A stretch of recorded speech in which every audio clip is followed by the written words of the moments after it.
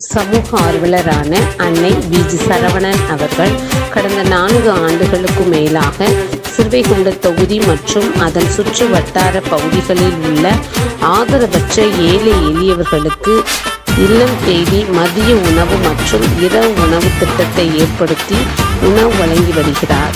இந்நிலையில் தமிழக வெற்றிக் கழகத்தின் ஐம்பெரும் கொள்கை தலைவர்களில் ஒருவரான சமூக ஆர்வலர் அஞ்சலை அம்மாளை கொள்கை தலைவராக அறிவித்ததன் ஏற்பால் தமிழக வெற்றிக் கழகத்துடன் இணைந்து தமிழக வெற்றிக் கழக தலைவர் தளபதி திரு விஜய் அவர்களின் ஆசியுடன் கழக பொதுச் செயலாளர் அண்ணன் புஷி ஆனந்த் அவர்களின் வழிகாட்டுதலின்படியும் 1000வது நாள் மதிய உணவு மற்றும் இரவு உணவு திட்டத்தை தமிழக வெற்றிக் கழகத்துடன் இணைந்து வழங்கி வருகிறார்.